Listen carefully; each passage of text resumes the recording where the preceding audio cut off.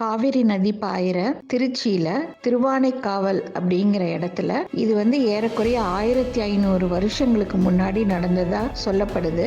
அதாவது இப்ப இருக்கிற மாதிரி அங்க கோயில் கிடையாது. ஒரு நாவல் மரத்துக்கு கீழே சிவலிங்கம் இருந்திருக்கு. அந்த மரத்துக்கு மேலே ஒரு சிலந்தி வாழ்ந்துட்டு இருந்திருக்கு. அதுக்கு சிவபெருமான் மேலே ரொம்ப பக்தி. அது என்ன பண்ணுது, என்னடா அது சிவன் மேலே இந்த தூசி பூவு அது இது நல்லா கீழே விழுகுதே, சாமி மேலே ரொம்ப தூசி ஆகுதேன்னு சொல்லிட்டு அந்த தன்னோட வலையினால் சாமிக்கு மேலே ஒரு ரூஃப் மாதிரி போடுது. அது வலை பின்னும் இல்லையா, அந்த மாதிரி வலை பின்னுது. வலை பின்னி சாமிக்கு தன்னோட பக்தியை அது அந்த மாதிரி காட்டுது. இதே மாதிரி இன்னொரு யானை ஒன்று இருக்குது. அந்த யானை என்ன பண்ணுதுன்னா, காவேரியிலேருந்து தன்னோட தும்பிக்கையால் தண்ணீரை உறிஞ்சி சிவலிங்கத்து மேலே அதை அபிஷேகம் பண்ணி அங்கே பக்கத்தில் இருக்கிற பூக்களை எல்லாம் கொண்டுட்டு போட்டு அது தினமும் சுவாமியை வணங்கிட்டு போகுது.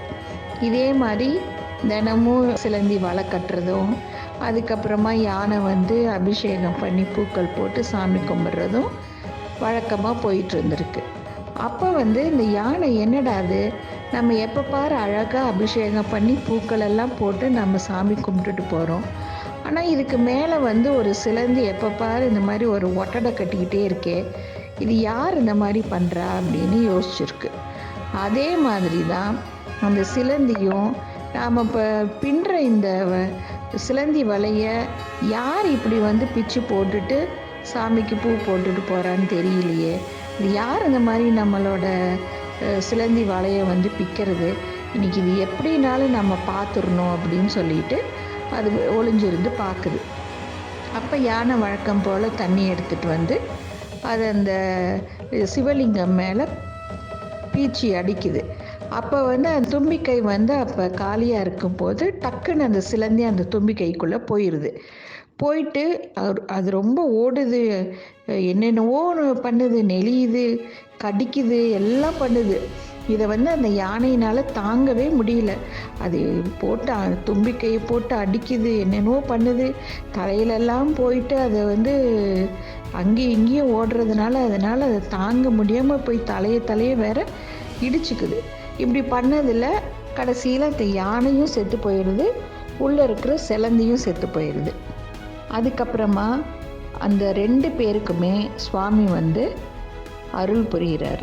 அவர் என்ன சொல்கிறாருன்னா, உங்கள் 2 பேருக்கும் நான் மோட்ச பதவி கொடுக்குறேன், ஆனால் என்னென்னா நீ அந்த யானையை கொல்லணும்னு நினச்ச பார்த்தியா, 2 பேருமே என் மேலே பக்தி செலுத்துனீங்க, அன்பு வச்சுருந்தீங்க, ஆனால் நீ அந்த யானையை கொல்லணும்னு நினச்சதுனால நீ அடுத்த ஒரு பிறவி பிறப்ப. அந்த பிறவியில் நீ ஒரு மன்னனாக இருந்து நிறைய சிவன் கோவில்களை கட்டுவ அப்படின்னு சொல்லிட்டு அந்த சிலந்திக்கு சிவபெருமான் சொல்கிறாரு. அதுக்கப்புறமா என்ன ஆகுதுன்னா, அடுத்த பிறவியில் அந்த சிலந்தி தான் கோச்செங்கட் சோழனாக பிறக்கிறாரு.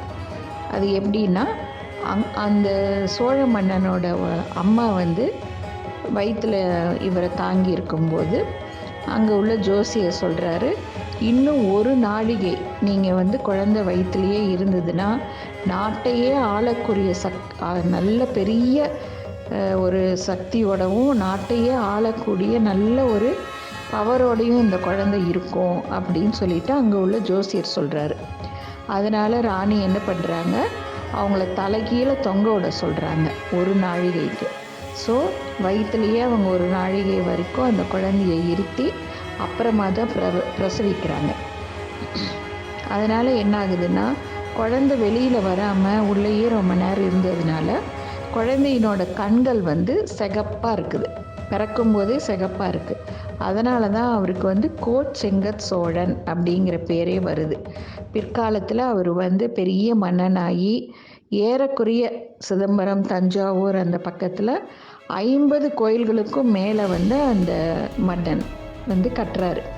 அந்த கோவிலெல்லாம் என்ன ஒரு இதுன்னா, யானையே உள்ளே நுழையாதபடிக்கு அவர் நுழைவாயில் வச்சு கோயில் கட்டுறாரு.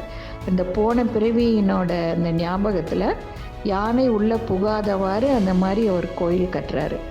ஸோ நாம் கடவுள் மேலே இப்படி தான் அன்பு செலுத்தணும், இந்த முறையில் தான் அன்பு செலுத்தணும் அப்படின்னு இல்லாமல் நமக்கு எப்படி பிடிக்குதோ, நம்மளால் என்ன முடியுமோ அந்த மாதிரி உண்மையான அன்போடையும் அந்த சரணாகதியோடையும் பாசத்தோடையும் நாம் அன்பு செலுத்தி பக்தி செலுத்தினா கடவுள் நமக்கு அருள் புரிவார்.